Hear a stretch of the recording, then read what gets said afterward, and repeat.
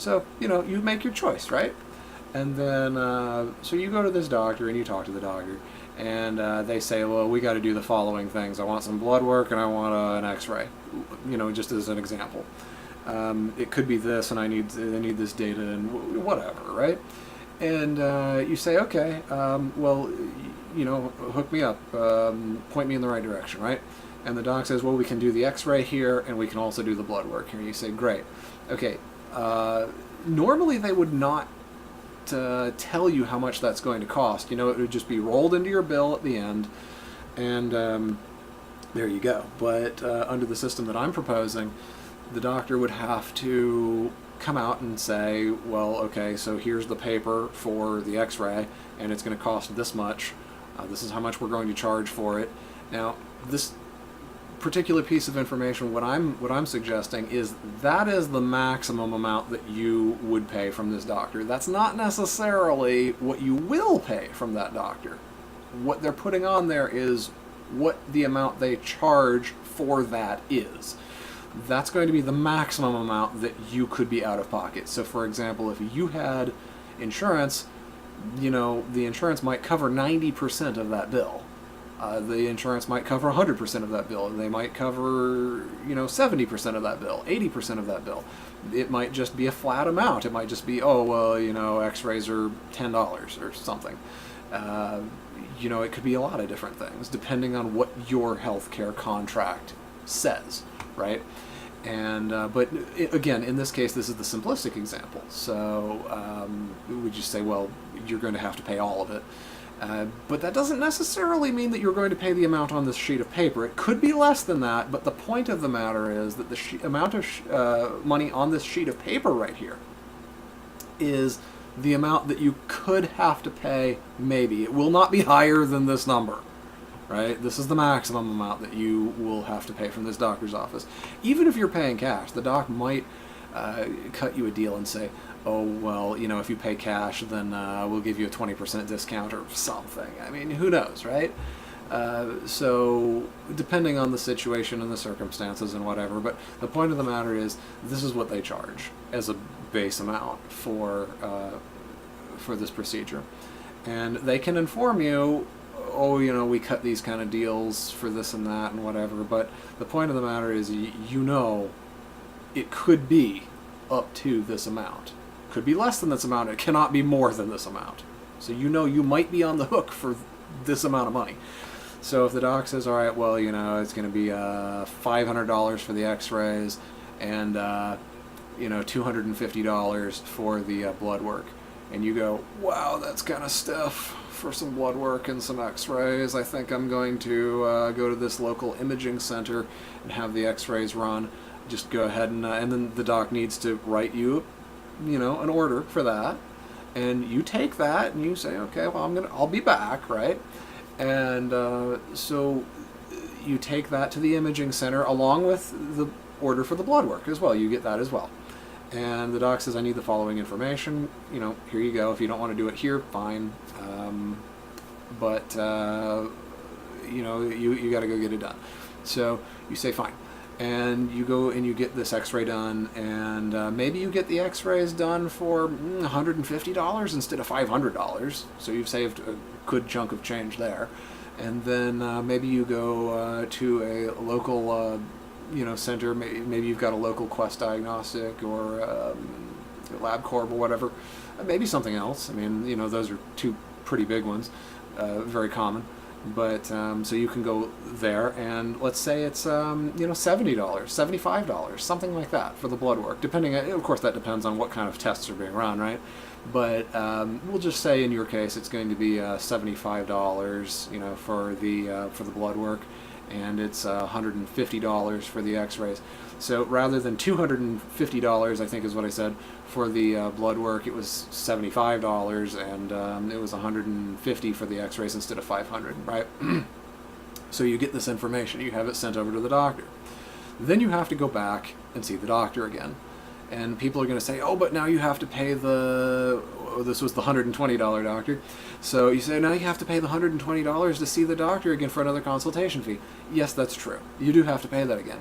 But you would probably have to pay that anyway, because we have to look at there's a particular rhythm to seeing doctors and how you get cured. So let's talk about that very briefly. So, you have your initial consultation with the doctor, and then the next thing is the doctor is going to give you recommendations. They usually want some kind of indicators that suggest, confirm or deny what they're thinking. So you say, oh my gosh, the following things are problems with me. The doc says, okay, well, let's run some tests. I think it might be this, this, or this. And so you run some tests, and those tests are designed to see whether those things are actually what the problem is. And so you're going to go get those things run, and it takes time to analyze those things and the blood work to come back and all that kind of stuff. So you're going to have to go home, and then you're going to have to come back, and usually, not all the time, but usually you're going to have to come back and see the doc again, and then the doc analyzes the results from those tests, and then based on the results of the analysis of those tests being run, the doc's going to tell you either, yeah, okay, my suspicions are confirmed and it is what I think it is, or they might say, well, all right, it's not what I thought it was, so then it might be one of these other things. You might have another round of tests that you have to go through. Or, depending on how big of a deal whatever your problem is, the doc might have another round of tests, to double or triple confirm what it is that they think it might be. They might look at it and go, oh, I thought it was this, but now it looks like it might be this. But that's a big deal. We want to confirm that before we go and recommend some kind of crazy treatment that's very expensive, or very involved, or very invasive, or whatever. Again, it depends on what's wrong with you. There might be another round of testing for you. Or if the doc feels confident in saying, no, we don't need another round of tests, it's this, I'm sure of it, then in that case, you've had your first consultation with the doc, you had your round of tests to confirm that it is what the doc thinks, you had your secondary follow-up to analyze the results of those tests, and then the doc's now going to recommend treatment. So they're going to say, okay, this is what we need to do to fix this. This is the best thing we can do to help you. And then they're going to, give you an order, or a prescription, whatever it is that is appropriate for what your problem is. Depending on what it is, it could be just a prescription, pills. It could be, depending on what it is, it could be surgery. Who knows? There are all kinds of things. Whatever you've got, and everything in between, for that matter. So at that point, they're going to say, well, I think we should do this and this and this and this, or whatever. And so at that point, that's the treatment phase. So you're going to go do whatever it is the doc recommends that you should do, and then after that, there is frequently one more office call, visit with the doc to go and follow up to see, well, okay, we found out what we think it is, we recommended treatment, you did the treatment, and now we need to hear whether or not that treatment is working. We want to hear, how are you doing? Is it working? To what degree is it working? Do you feel better? Are you cured? Were there complications? Things like that. So that's the rhythm of these things. So realistically, you're probably going to have at least 2 visits to see this doc to get cured of something. Again, depending on what it is. If it's something really simple and they're just like, oh, here, take some antibiotics and here's some nasal spray, things like that. And, if it doesn't get better, call me, right? Yeah, there's that stuff. But on the other hand, there's also, like I said, there's a rhythm to this sort of stuff. So you're going to do this and you're going to do this and you're going to do this. And so realistically, you might end up in front of the doc 2, 3 times, 4, depending on how complicated and complex the problem is, especially if it's if there's multiple things wrong with you. You could end up in front of the doc, 5 or more times before you get this stuff mostly sorted out, especially if the one doc fails to figure out what it is and they're just not getting results for you, and then you have to go start the whole process over with another doctor, right? Of course, then if the same doctor, if the new doctor, requests similar testing, you can say, well, I got these tests run from this previous doctor, so you might be able to save yourself some money there. But anyways, so the point of the matter is, you might end up having to pay that office call 3 times over anyways. So when people are like, oh, but if I have the doctor run the x-rays and the blood work there, then I only have to pay for the office call once. In many cases, no, that's actually not the case. So then what I'm suggesting, in that when the doctor, you're going to be told how much the office call is going to cost before you actually have the office call, with the consultation with the doctor.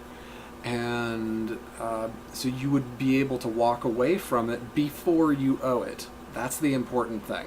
You don't incur debt until you agree to it, and you know how much it's going to be. The how much is very important, actually. And so then at that point, when you've had the consultation, you also have the opportunity to walk away before you have the x-ray. You know how much the x-ray is going to cost. You know how much the blood work is going to cost. If they want a CT scan, if they want an ultrasound, if they want an MRI, whatever they want to do. And then, depending on what kind of treatment it is, if they always have to tell you, well, this is how much the treatment's going to cost, you might say, I'm going to go get that done somewhere else, right? And then they should be required to, give you their medical recommendation and say, hey, look, I consider this to be medically necessary for this person to get better, and you can walk away and there should be no hard feelings there. So the doctor should not be able to be vindictive about it and say, oh, well, how dare you not want me and my group to do this for you because you think we're too expensive. Well, then you'll have to start over with another doctor. No, that should not be allowed. So that needs to be specified. Of course, there's going to be these excuses being made about how, oh, it's just so burdensome to tell the customers how much something is going to cost before they're actually going to owe it. And we can't possibly do that, and these excuses that they have right now. But I don't really consider that to be overly burdensome at all. I'm just not willing to accept that as an excuse. Because, think about it. When's the last time you've walked into a fast food burger restaurant and you say, oh, I'll have the quarter pounder with cheese, right? And they say, okay, go ahead and swipe your card. And you say, well, hang on a second, how much is this going to cost? And they say, oh, we can't tell you that. And, you say, well, why not? And they say, well, because, there's various things that go into it, like meat and how much the cheese is going to cost. And, that's a separate fee. And then if you decide that you don't want pickles, right? They're going to make this excuse. So what they want you to do is they want you to sign this contract first that says that you're willing to pay them whatever they see fit for this hamburger, and then you're going to swipe your card, and then they're going to give you the hamburger, and then you're going to eat it, and then after all of that, then they'll give you the bill. And if it turns out that the burger costs $2,000, then too bad for you, right? No. Who would eat there, right? So you see, when you apply the same order of operations that the doctor's offices are applying it, the order of operations is all wrong. No, you have to wait for the person to look at the menu, and they say, this is what I want. And then they need to be able to see what the price is. And then they order it, and then they pay, and then you give them the hamburger. That's the order of operations, and the order of operations is important.